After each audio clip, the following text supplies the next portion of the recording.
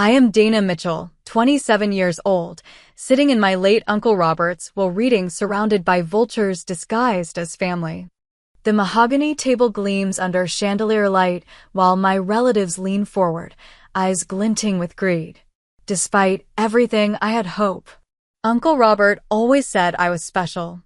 Then Mr. Peterson announced my inheritance. $10. 10. The room erupted in laughter. Cousin Jason slapped his knee. Aunt Margaret smirked. I wanted to disappear. Before I continue the story, let me know where you are watching from and hit subscribe if you want more stories about family betrayal turned sweet justice. Growing up in the Mitchell family meant knowing your place in the hierarchy of wealth. My place was always at the bottom, not because I was poor by normal standards, but because I chose a different path than what was expected of the Mitchell legacy. Uncle Robert was the exception. He was my father's older brother and the family patriarch after my grandparents passed away. While the rest of the family treated me like a disappointment, Uncle Robert seemed to see something in me that others missed. I still remember the day he gave me my first camera when I was 12. It was a simple digital camera, nothing fancy. But it changed my life. Dana, he had said, his blue eyes twinkling beneath bushy white eyebrows, some people see the world in dollars and cents. But you, my dear, you see the world through frames and moments. Never lose that.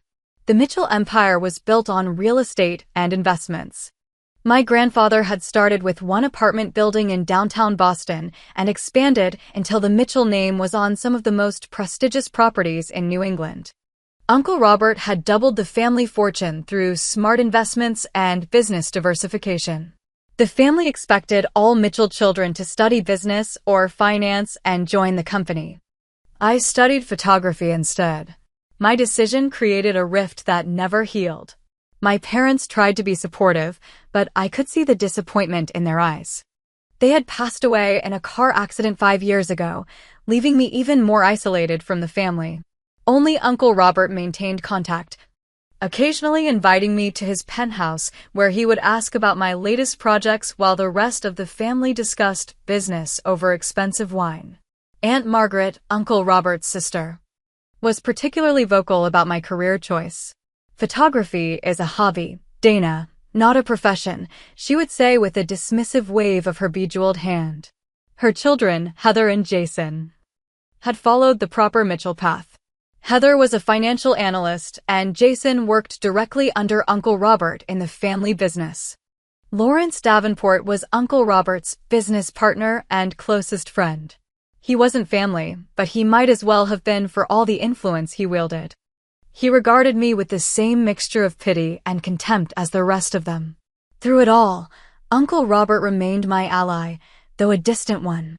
He never financially supported my photography career, which was something I was actually proud of. I wanted to make it on my own merits, but he would call occasionally to check in, and sometimes I would spot him at gallery showings where my work was featured, though he would disappear before I could approach him. Our last conversation happened just 3 weeks before his death. It was strange. He had called me late on a Tuesday evening. Dana, my dear, how are you? His voice had sounded tired. I am okay, Uncle Robert. Working on a new series about urban isolation. How are you feeling? I had heard from Heather that he had been ill. Oh, this old body is just reminding me of its age, he had chuckled. I wanted to tell you that I saw your exhibition at the Hamilton Gallery last month. Your work has matured beautifully. I was shocked. You were there? Why didn't you say hello? There was a pause. I prefer to observe sometimes. Dana, I want you to know that I am proud of you. You followed your passion despite the pressure. That takes courage. Thank you, Uncle Robert. That means a lot coming from you. Another pause. I have always believed that true wealth is not what you own, but who you are. Remember that, won't you? At the time, I thought he was just being philosophical.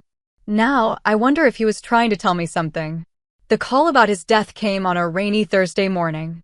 Uncle Robert had passed away in his sleep at 72. The call about the will reading came a week later. I almost didn't go. What was the point? I knew Uncle Robert cared for me, but I had no expectations of an inheritance. Besides, I didn't want to deal with the family's judgment. My one-bedroom apartment with its converted closet darkroom was a far cry from the Mitchells' standard of living. But something pulled me there. Maybe it was a need for closure. Maybe it was the faint hope that Uncle Robert would have left me some small token of affection. A book, perhaps, or one of his landscape photographs that I had always admired. I never expected what actually happened. The law firm of Peterson, Goldstein, and Walsh occupied the top 3 floors of a gleaming skyscraper in downtown Boston. I felt underdressed the moment I stepped into the marble lobby. My black dress was appropriate for a reading, but lacked the designer label that Aunt Margaret and Heather sported. The receptionist directed me to the conference room on the top floor. When I entered, the family was already there, clustered in groups, speaking in hushed tones. Aunt Margaret sat at the head of the table, naturally assuming the position of authority now that Uncle Robert was gone. Her silver hair was perfectly coiffed, and her navy suit probably cost more than my rent. Jason and Heather stood by the floor-to-ceiling windows, admiring the view of Boston Harbor. Lawrence Davenport was engaged in conversation with a man I didn't recognize but assumed was another business associate. No one acknowledged my arrival except for Heather, who gave me a small, tight smile before returning to her conversation with Jason. I took a seat at the far end of the table and tried to make myself invisible. At precisely 10 o'clock, Mr. Peterson entered the room. He was a tall, thin man with round glasses and a solemn expression that seemed permanently etched onto his face. He carried a leather portfolio and was accompanied by a younger associate who wheeled in a cart with what I assumed were documents related to Uncle Robert's estate. "Good morning, everyone," Mr. Peterson said, taking his position at the head of the table opposite Aunt Margaret. "We are gathered here today to discuss the last will and testament of Robert James Mitchell. Before we begin, I would like to express my condolences to the family. Mr. Mitchell was not only a valued client, but a friend." There were appropriate murmurs of acknowledgement around the table. "Now, let us proceed." Mr. Peterson opened his portfolio and adjusted his glasses. "The will is quite straightforward." Mr. Mitchell was very specific about his wishes.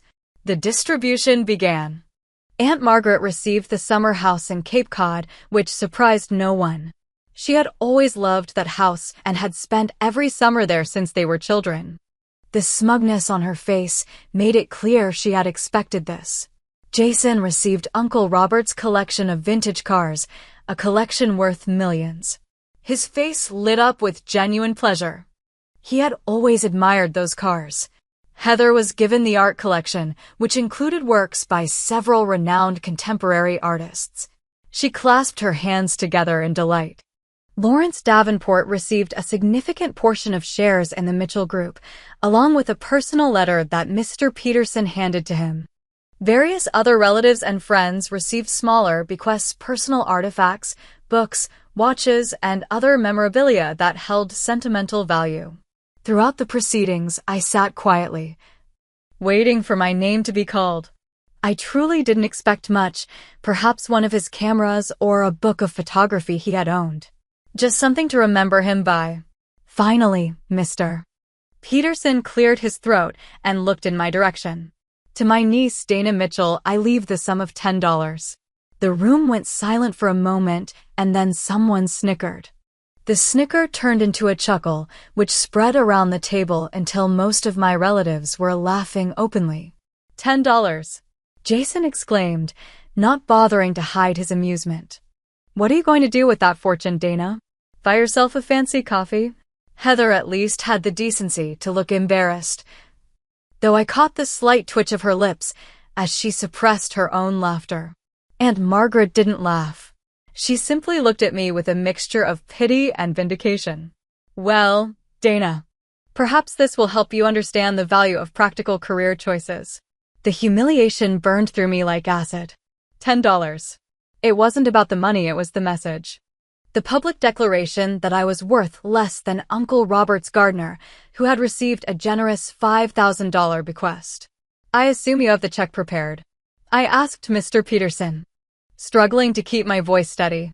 He nodded, looking uncomfortable. It will be provided after the conclusion of the reading.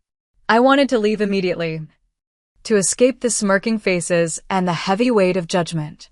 But something made me stay. Pride, perhaps. I wouldn't give them the satisfaction of seeing me run away in tears.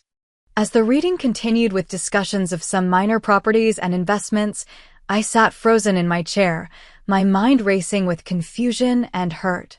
Uncle Robert had said he was proud of me. Had that been a lie?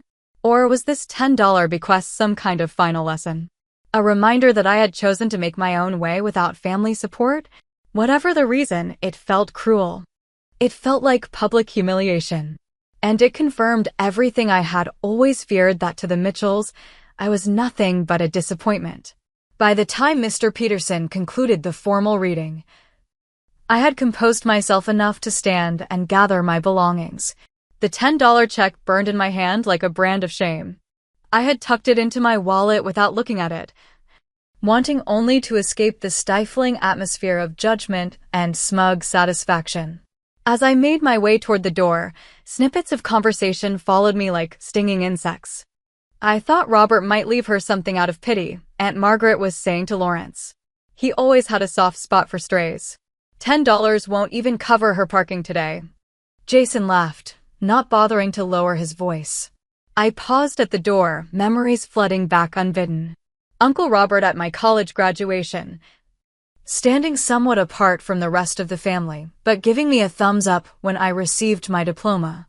Uncle Robert defending my choice to my parents, saying, "The world needs artists as much as it needs business people."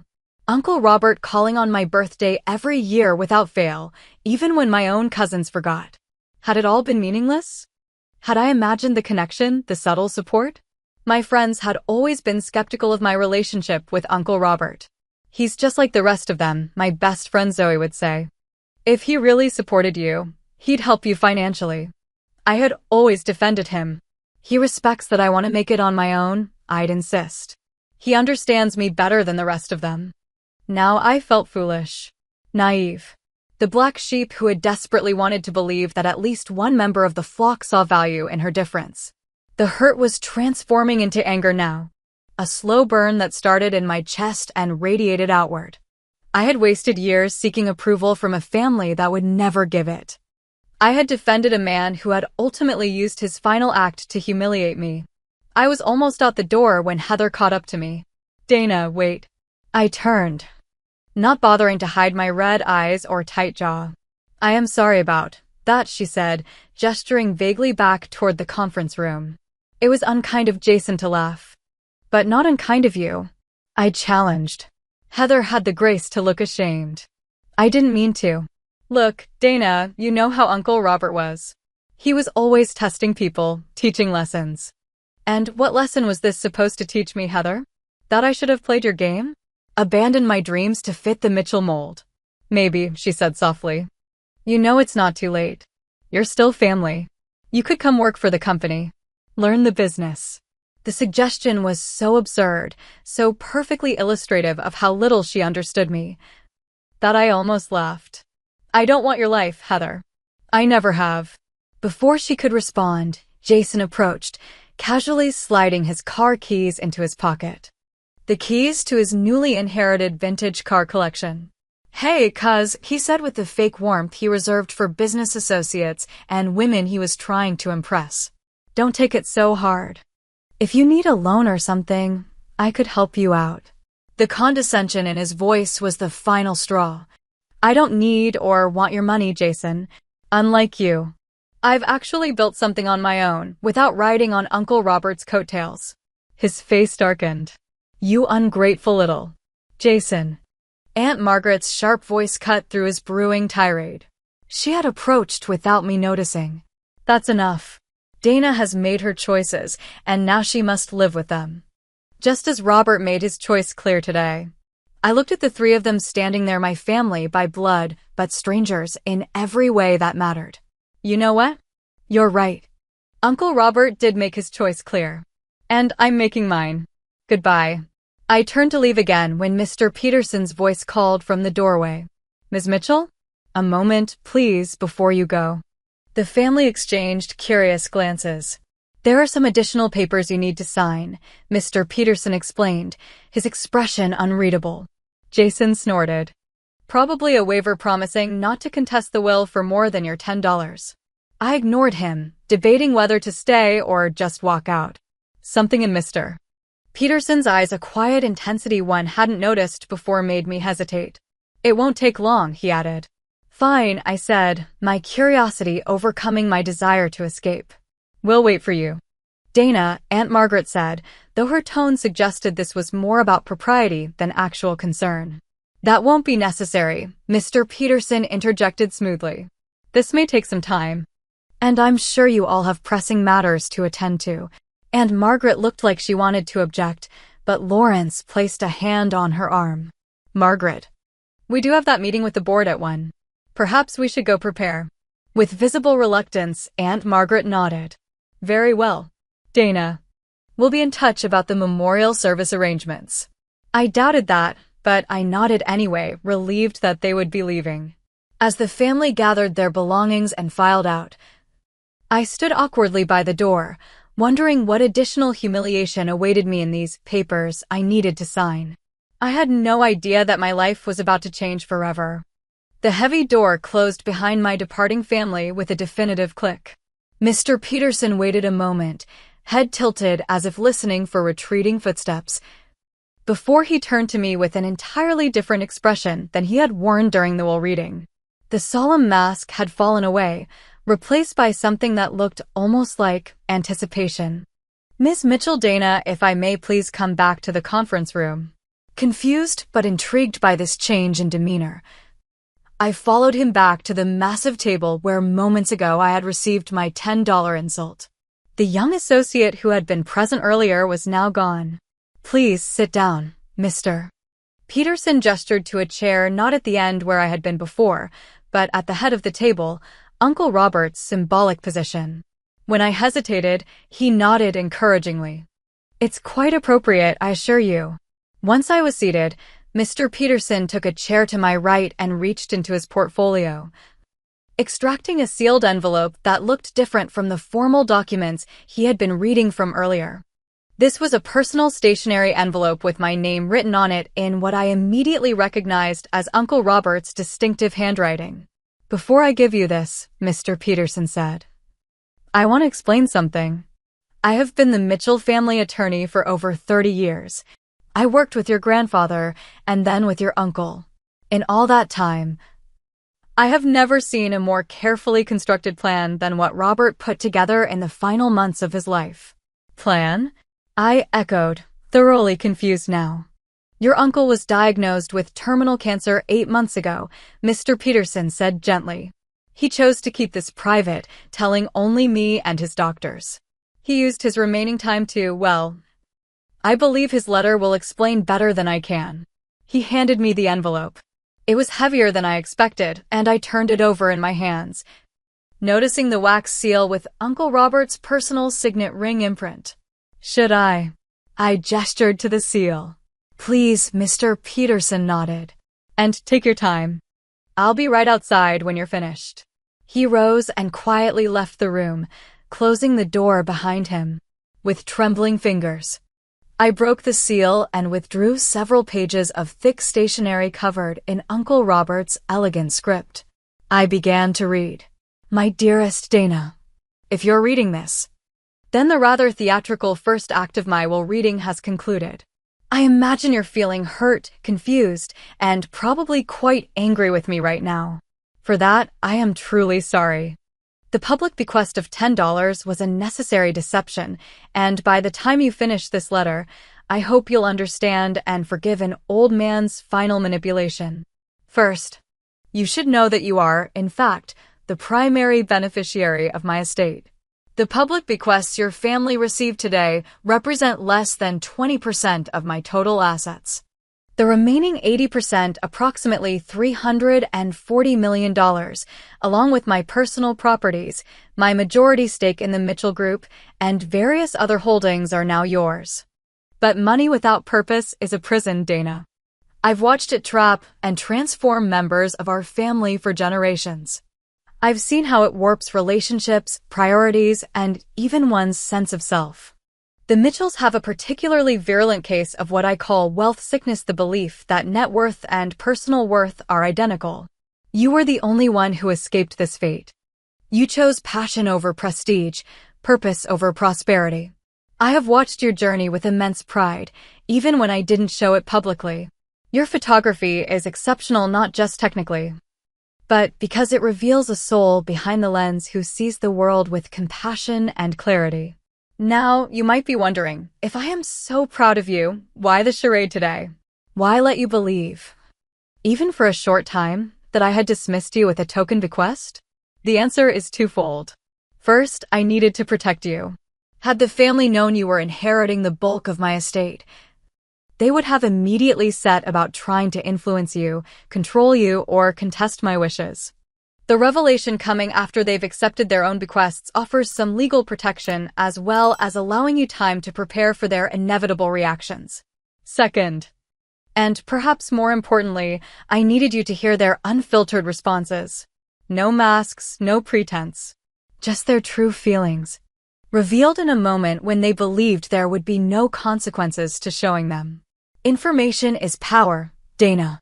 Now you know exactly who they are. What you might not know is who I really am. Or was. The public face I showed the world, Robert Mitchell, business tycoon, was only part of my identity.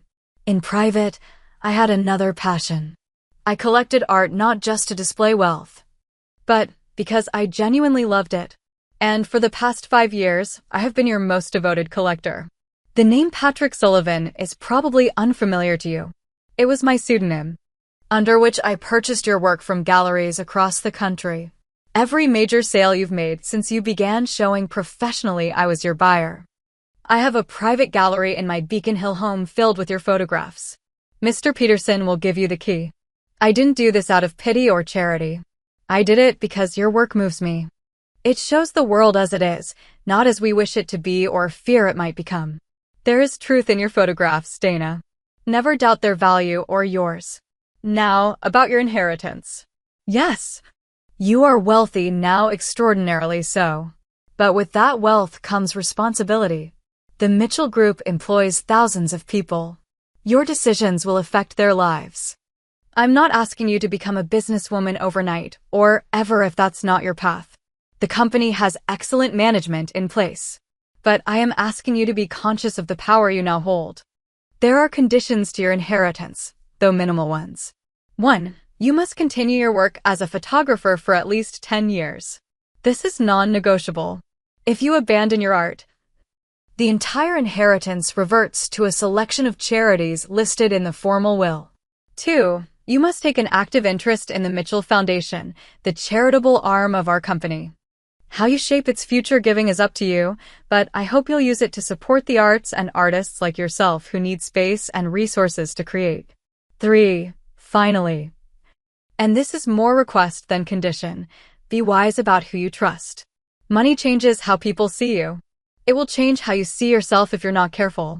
Find people who valued you at $10, not just at 10 million. Mr. Peterson has all the legal details and will help you navigate the transition. He is one of the few people I have trusted implicitly throughout my life. Let him guide you, at least initially. I wish I could be there to see the woman you will become with these new resources at your disposal. I wish we had been closer throughout my life. The distance I maintained was partly to protect you from family politics and partly, I admit, from my own discomfort with emotional intimacy, a Mitchell family trait I never quite overcame. Know that I have always loved you, and that this inheritance is not just about money. It's about legacy. Not the Mitchell legacy of properties and portfolios, but a new legacy that you will define. One built on authenticity, compassion, and creative vision. The $10, by the way, was the exact amount my father gave me when I told him I wanted to start my own company instead of working for his. He said it would be all I'd ever get from him. It was both a punishment and the best gift he ever gave me. It forced me to build something on my own terms. Frame the check instead of cashing it. Let it remind you that true worth isn't counted in dollars. with love and faith in your journey. Your Uncle Robert. I read the letter twice, tears streaming down my face by the second reading. Emotions crashed through me in waves too complex to name. Grief for the deeper relationship we might have had if he'd shared more of himself. Anger at the public humiliation he had orchestrated. Even understanding his reasons. Relief that my instincts about him hadn't been wrong after all. And overwhelming shock at the magnitude of what he had left me. $340 million. Majority ownership of the Mitchell Group. Properties I didn't even know he owned. I was still trying to process it all when Mr. Peterson knocked gently and re-entered the room. He was Patrick Sullivan, were the first words out of my mouth. Mr. Peterson smiled. Yes, he was quite pleased with that little deception. He would go to your gallery openings in disguise, sometimes a hat and glasses, very cloak and dagger. He was enormously proud of you, Dana. Why didn't he just tell me? Robert was complicated. He believed that making your own way, without family influence or support, would forge a stronger character. But he couldn't bear to see you struggle too much. So he found a way to support you that wouldn't undermine your independence.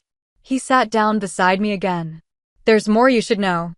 The private gallery I mentioned is in a penthouse apartment on Beacon Hill that no one in the family knows about. It was Robert's personal retreat. The entire space is filled with your work, arranged chronologically. It's quite moving to see your artistic evolution through his eyes. I shook my head, still struggling to reconcile the uncle I knew with this secret collector of my photography. He knew he was dying for months? He never said anything. Robert faced death as he faced life on his own terms. He spent those months putting his affairs in order, including this rather elaborate plan for his will. He wanted to ensure that his wealth would not only be passed to the person he deemed most worthy, but that it would be a force for good rather than division. Another realization hit me. He was testing them today. My family. He wanted to see how they would react. Mr. Peterson nodded solemnly. And how you would react as well. He once told me, Dana is the only genuine person in the family. I need to make sure money doesn't change that. I looked down at the letter again, at Uncle Robert's distinctive signature at the bottom. A wave of determination washed over me. I would not let him down. I would use this unexpected gift with the same integrity I had tried to bring to my photography. What happens now? I asked. Now, Mr. Peterson said, sliding a thick folder across the table, we begin the process of transferring assets into your name. And you decide how and when to tell your family about the actual terms of your inheritance. I thought about Aunt Margaret's dismissive comments, Jason's mocking laughter. Even Heather's condescending suggestion that I come work for the family business. I think, I said slowly, that they can wait a little while to find out. Mr. Peterson's eyes twinkled. I believe your Uncle Robert would approve of that decision. As the reality of my new situation began to sink in, I felt a strange mixture of exhilaration and terror. My life had completely transformed in the space of an hour. Everything I thought I knew about Uncle Robert, about my place in the family, about my future had been appended. But one thing remained clear: I would honor his faith in me. Not just by meeting the conditions of the inheritance, but by remaining true to myself in the face of extraordinary change. The $10 check was still in my wallet. Mr. Peterson was right, I would frame it rather than cash it. A reminder that sometimes what looks like rejection is actually the beginning of something far more valuable than money, truth. The week following the will reading passed in a blur of meetings, paperwork, and revelations.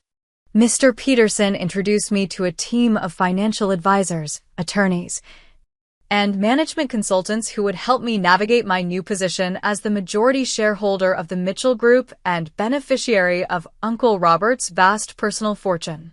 Patricia Reynolds.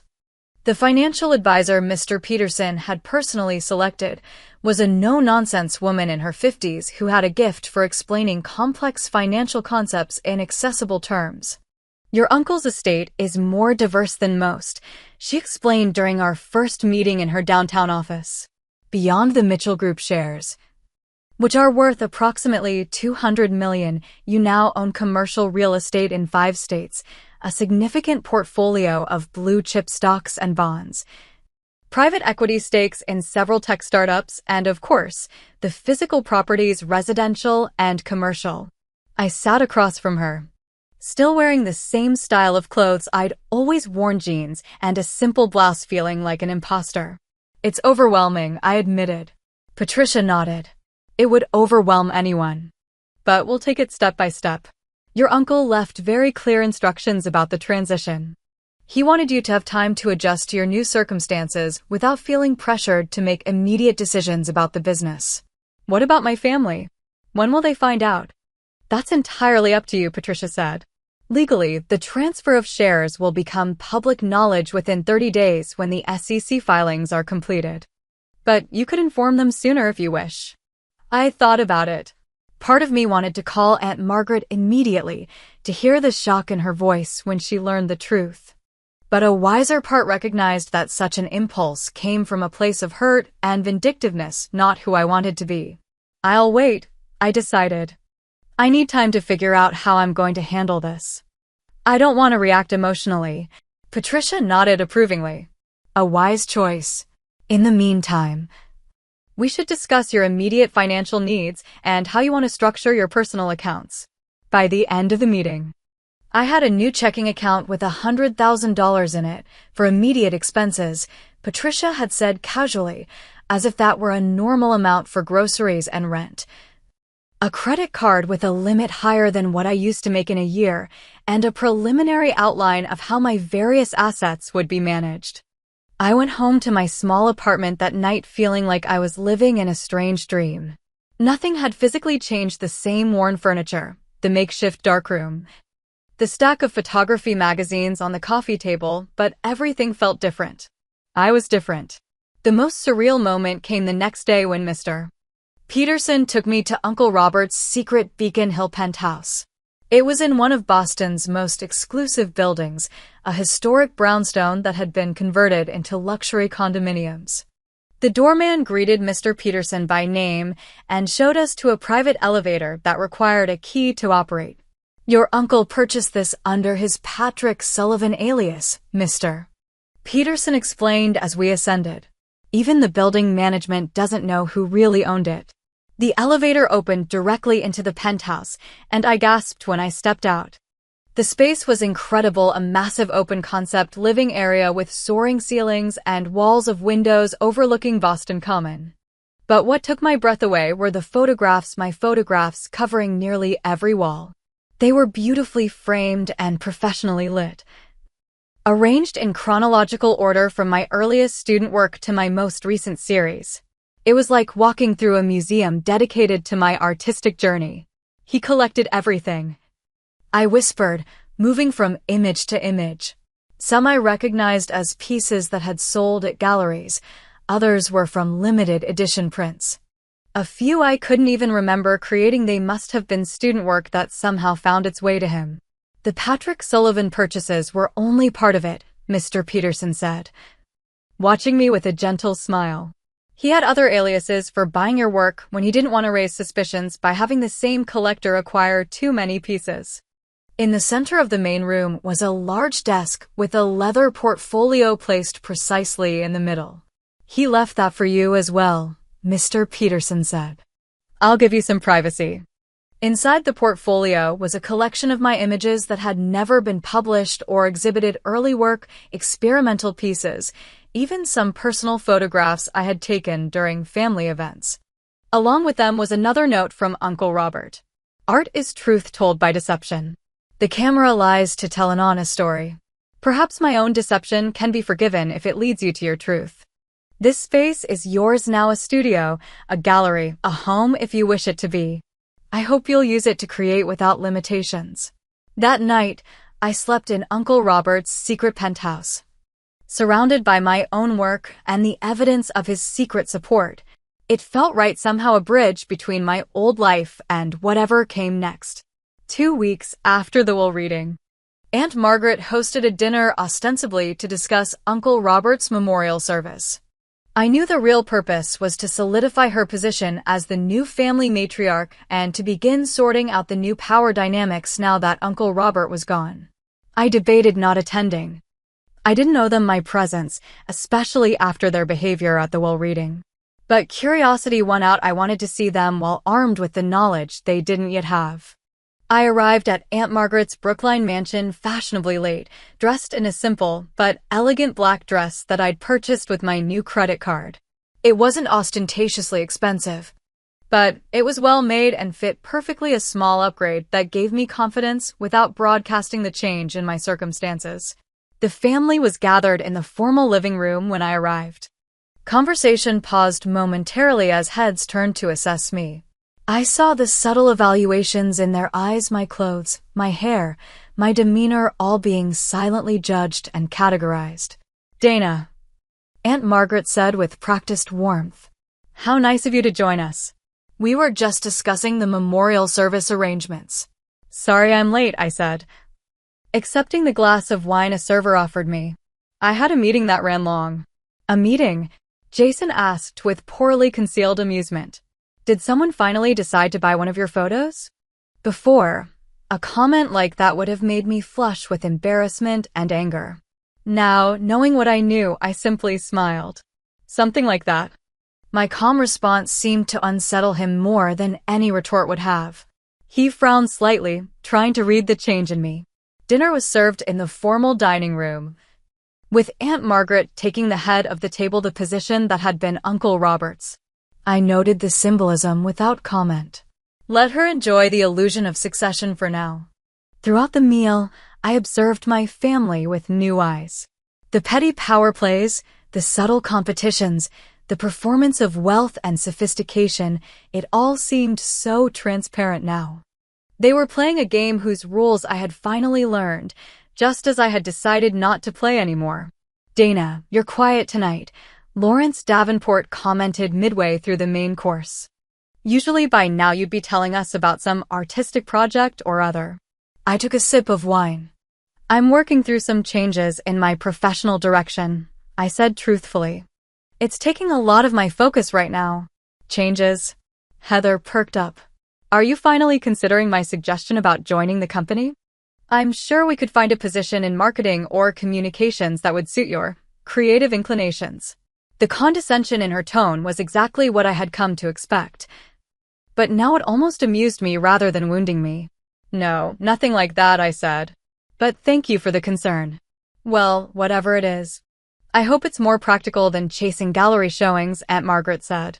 "Robert's passing should be a reminder to all of us about the importance of security and family legacy." I raised my glass slightly. "To family legacy," I said. "And to Uncle Robert, who understood its true meaning better than anyone." Confusion flickered across several faces at my cryptic toast, but they raised their glasses nonetheless. After dinner, as coffee was being served in the living room, Jason cornered me by the fireplace. "Okay, what's going on with you?" he demanded. "You're different. Did something happen after we left the will reading?" I looked at my cousin, my blood relation, who had laughed at my supposed misfortune without a second thought. "Life is full of surprises, Jason," I said. "Sometimes things aren't what they seem." "What does that mean? Did Peterson give you something else from Uncle Robert? Was there another bequest?" His rapid questions confirmed what I'd suspected. He was worried there was something he didn't know, something that might threaten his comfortable assumptions. "If there was," I said carefully, "do you think you deserve to know about it after how you behaved at the reading?" His face flushed. "That was just, look, we were all emotional that day. You can't hold a little laughter against me, can't I?" I replied, my voice level. "Interesting. I'll remember that perspective." Before he could respond, I walked away, leaving him staring after me with growing suspicion. Aunt Margaret caught up with me as I was preparing to leave. "Dana," she said, her voice pitched low so others couldn't hear. "What are you not telling us? Did Robert leave you something else?" The directness of her question surprised me. Unlike Jason, Aunt Margaret had always been more calculating. "Why would you think that?" I asked. "Because you're different tonight." Confident. Almost knowing. Her eyes narrowed. "And because Robert always had a soft spot for you. Despite your choices." I met her gaze steadily. If Uncle Robert had wanted you to know everything about his decisions, he would have told you himself. Her lips tightened. We're family, Dana. Whatever secrets you think you have, they'll come out eventually. It would be better for everyone if you were transparent now. Transparency, I repeated. That's an interesting value coming from you, Aunt Margaret. Tell me, have you always been transparent with the family? With Uncle Robert? A flash of something unexpected crossed her face, uncertainty, perhaps even fear. It was gone quickly, replaced by her usual composed expression, but I had seen it. There was something there. Some history I didn't yet understand. Think carefully about your next moves, Dana, she said finally. The Mitchell name carries responsibilities and expectations. I couldn't agree more. I replied, gathering my coat. Uncle Robert taught me that in his own way. As I left the mansion and stepped into the cool evening air, I felt a strange mixture of power and responsibility settling over me. I had information they didn't, resources they couldn't imagine, and a new perspective on the family dynamics that had shaped so much of my life. For the first time, I was the one with the advantage. The question now was how I would use it. 6 months after the will reading, my life had transformed in ways I could never have imagined. The SEC filings had become public, and with them, the news that I was now the majority shareholder of the Mitchell Group. The family's reaction had been exactly as expected: shock, outrage, and then rapid attempts to realign themselves with me. Aunt Margaret had been the first to call, her voice strained with forced pleasantness. Dana, darling, we need to talk. There seems to have been some confusion about Robert's intentions. No confusion, Aunt Margaret, I had replied calmly. His intentions were perfectly clear.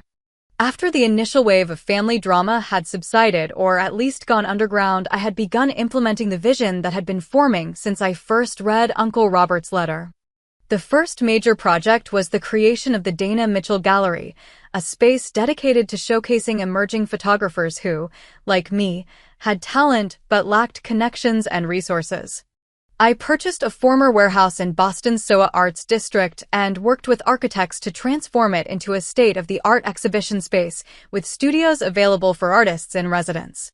Patricia had initially raised her eyebrows at the investment. You understand this is unlikely to be profitable, at least in the conventional sense. Profitability isn't the point, I explained. This is about creating opportunities one wish I'd had. Besides, Uncle Robert's letter specifically mentioned using the Mitchell Foundation to support the arts.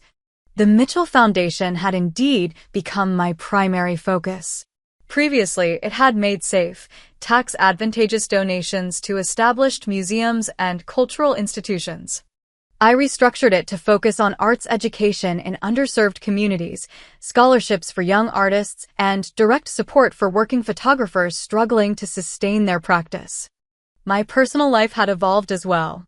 I moved into Uncle Robert's Beacon Hill penthouse, converting part of it into a working studio while maintaining the gallery space showcasing my work.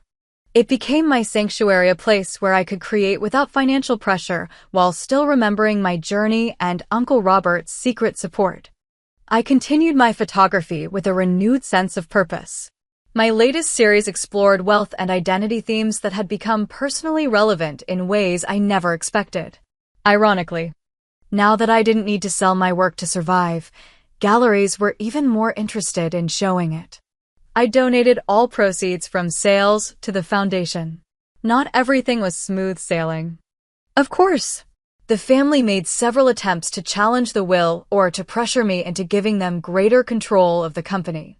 Jason was particularly persistent, alternating between attempts to intimidate me and trying to forge an alliance.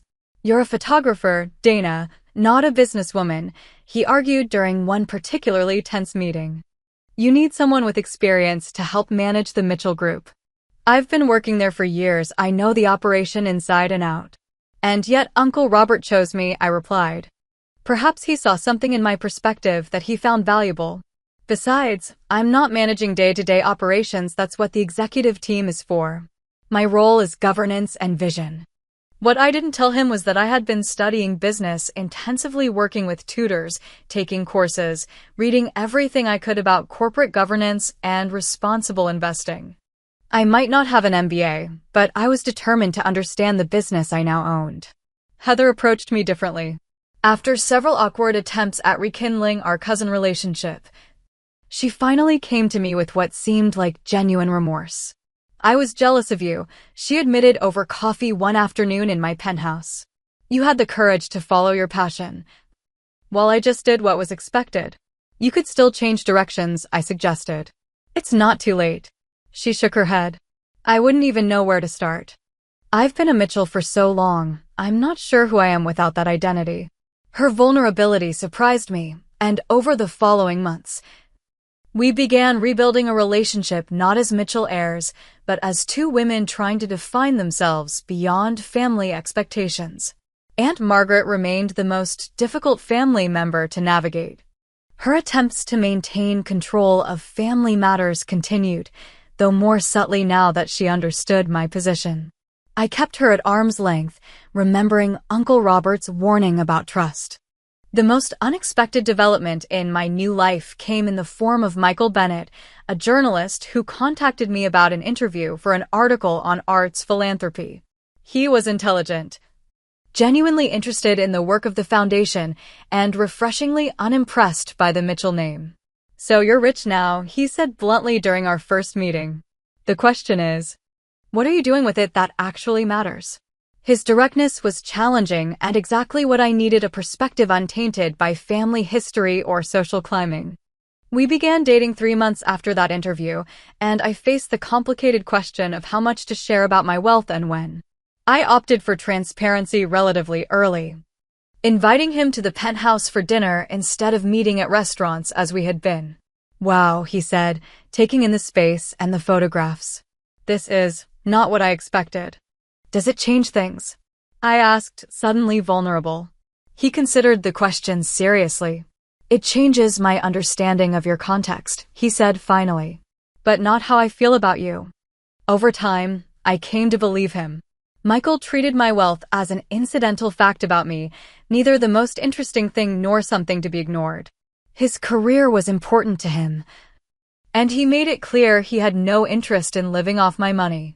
"I like paying for my own stuff," he said simply. "Independence matters to me." I imagine you understand that better than most rich people. I did understand. It was what had driven me to build my photography career without family help, what had earned Uncle Robert's respect, and what continued to guide my decisions despite my changed circumstances. As the 1-year anniversary of Uncle Robert's death approached, I made a discovery that connected me even more deeply to his memory.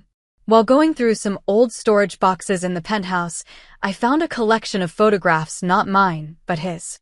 They were remarkable black and white images of Boston from the 1970s and 80s, showing a side of the city rarely captured in that era: working-class neighborhoods, immigrant communities, street scenes full of life and character. The discovery of Uncle Robert's hidden artistic talent was like finding a missing puzzle piece. It explained his understanding of my passion, his secret support of my career. He hadn't just been a businessman playing at art appreciation, he had been an artist himself, one who had chosen a different path but never lost his creative eye. I decided to honor this connection by including a selection of his photographs in a special exhibition at my gallery. Robert Mitchell.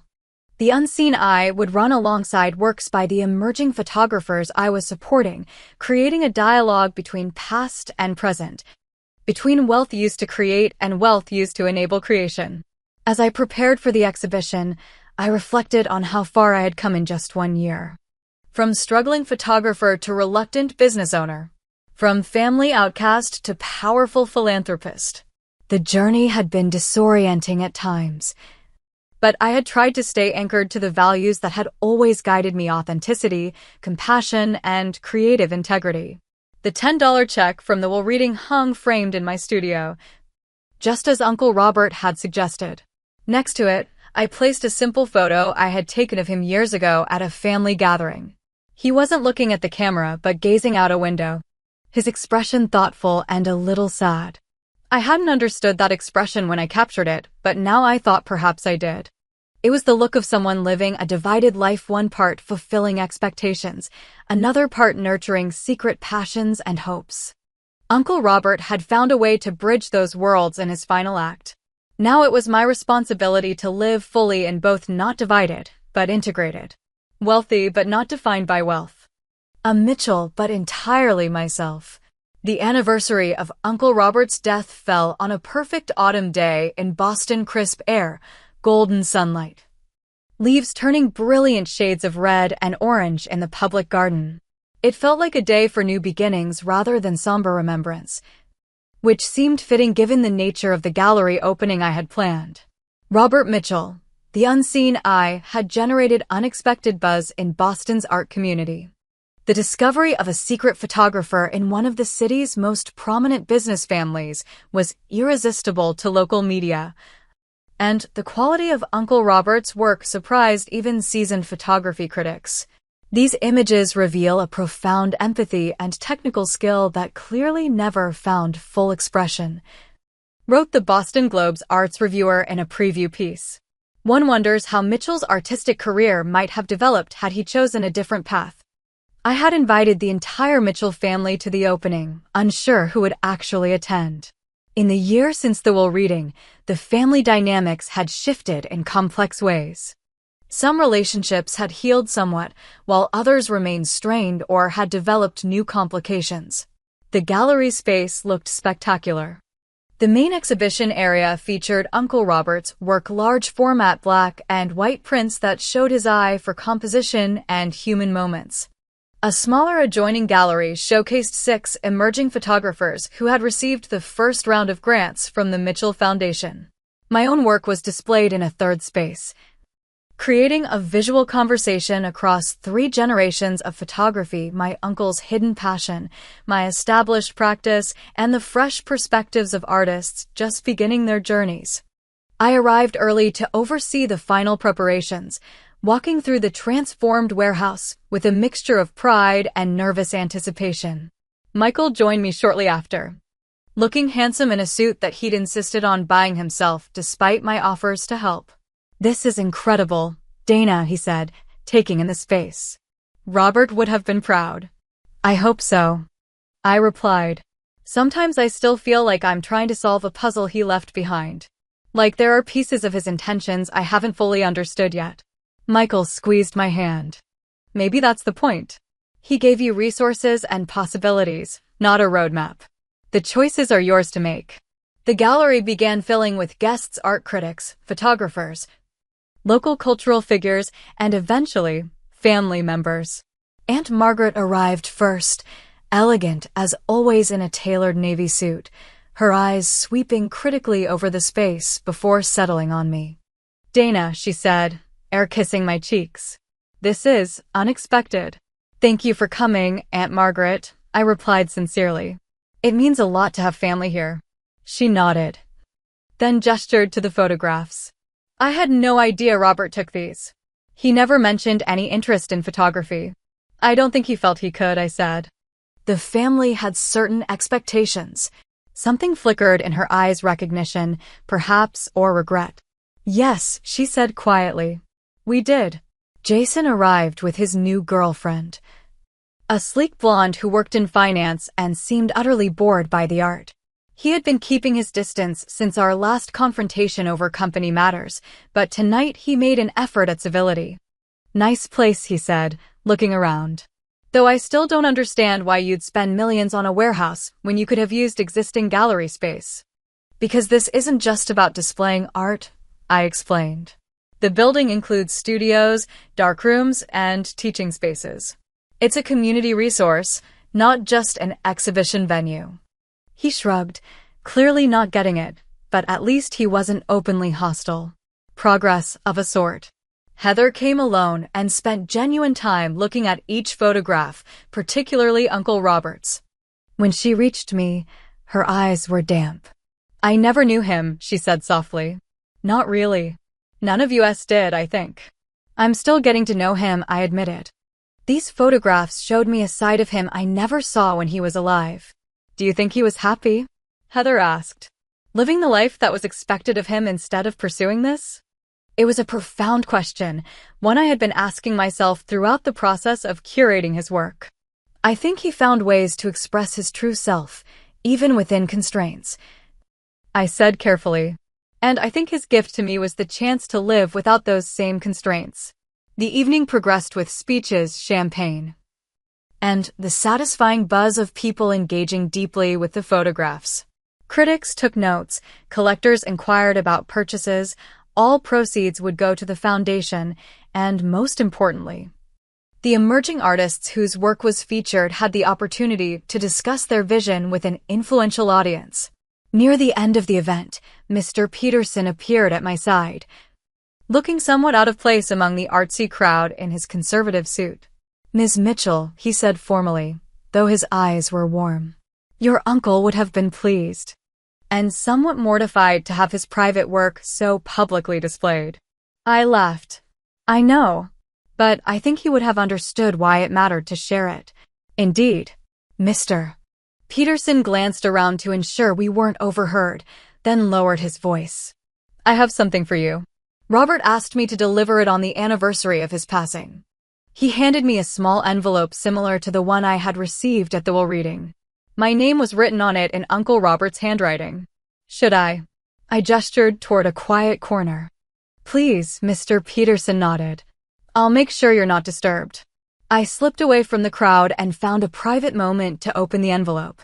Inside was a single sheet of paper, with just a few lines written in Uncle Robert's distinctive script. "Dana, a year has passed. You face the immediate challenges of wealth and family expectations. The harder work now begins holding on to yourself amidst comfort, maintaining purpose when necessity no longer drives you. Remember, money makes a wonderful servant, but a terrible master. Let it serve your vision, not define it. With enduring faith in your journey. R." I read the note twice, then carefully tucked it away. Uncle Robert was right, as usual. The past year had been about adjustment and reaction. The real test would be what came next, when the novelty had worn off and the day-to-day reality of my new life became routine. Rejoining the event, I felt a renewed sense of purpose. The gallery was just the beginning. There were so many possibilities for meaningful action: the Foundation's work, my own photography, even potential reforms within the Mitchell Group itself. As the evening wound down, I found myself standing with Aunt Margaret in front of one of Uncle Robert's most powerful photographs, a dignified older woman sitting on the steps of her triple-decker in South Boston. Neighborhood children playing around her. "He always was interested in people's stories," Aunt Margaret said unexpectedly. "That's what made him such a good businessman, I suppose. He could see beyond the surface." Yes, I agreed. He could. She turned to me, her expression more open than I had ever seen it. "I won't pretend to understand his decision to leave the company to you. But after seeing his true perspective, perhaps I'm beginning to." It wasn't an apology or even a complete reconciliation, but it was an acknowledgement. A small bridge across the chasm that had always existed between us. "Would you like to come to dinner next week?" I asked impulsively. "Just the two of us."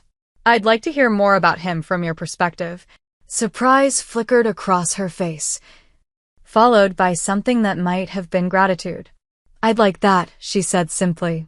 As the last guests departed and Michael helped the staff begin cleaning up, I stepped outside for a moment of quiet reflection.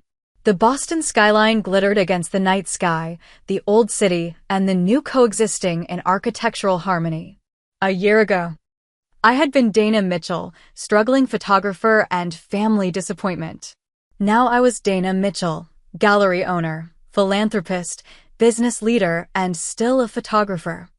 Still finding my way through the viewfinder of my camera. What Uncle Robert had given me wasn't just wealth.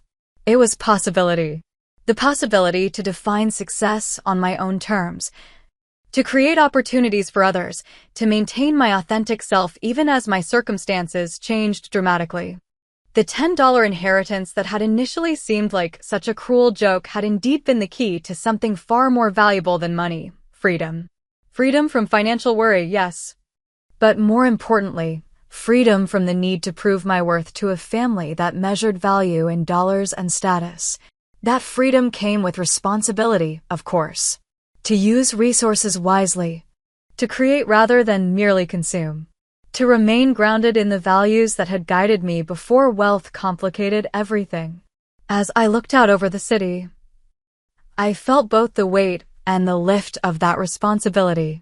There would be challenges ahead: family tensions, business decisions, the ongoing navigation of new relationships. But for the first time since Uncle Robert's death, I felt fully capable of meeting those challenges not just as his heir, but as myself. I thought about what Uncle Robert had written in his final note. Money as servant, not master. Vision as the driving force, not comfort or status. In the end, perhaps that was his greatest legacy, not the millions he left me, but the example he set of a life lived authentically even within constraints. He had found ways to pursue his passion for photography quietly, without fanfare. He had used his wealth to support art he believed in, including mine. He had maintained his own perspective in a family that valued conformity. I returned to the gallery where Michael was waiting. Tomorrow would bring new challenges and opportunities. But tonight, surrounded by 3 generations of photographic vision, Uncle Robert's, mine, and the emerging artists we were supporting, I felt a profound sense of continuity and purpose. The true inheritance wasn't in the bank accounts or property deeds. It was in the perspective that allowed me to see beyond surface value to deeper meaning. It was in the courage to follow my own path. It was in the understanding that wealth was a tool, not an identity. What would you do if you suddenly inherited millions? Would you stay true to yourself, or would the money change you? I would love to hear your thoughts in the comments below. If this story resonated with you, please give it a like and subscribe for more stories about finding authenticity in challenging circumstances. And if you know someone who might need this reminder about what truly matters, share this video with them. Thank you for joining me on this journey, and remember, your worth isn't counted in dollars. Hashtag SEO YouTube description, 155 words. Unexpected inheritance turns family humiliation into sweet justice in one of the most satisfying revenge stories you'll ever hear. When Dana's wealthy uncle leaves her just $10 at his will reading, her family's mockery cuts deep. Little did they know, this apparent insult was actually setting up one of the ultimate revenge stories of family vindication. With 340 million reasons to smile, Dana navigates her new reality, while family members who once laughed scramble to get back in her good graces. This tale combines elements of classic revenge stories with profound lessons about authenticity and true worth. Unlike typical revenge stories that end in bitterness, Dana's journey reveals how success and integrity make the best revenge. Perfect for fans of karma, comeuppance, and family drama. If you enjoy satisfying revenge stories where kindness ultimately prevails, this emotional roller coaster will leave you cheering for the underdog who gets the last laugh.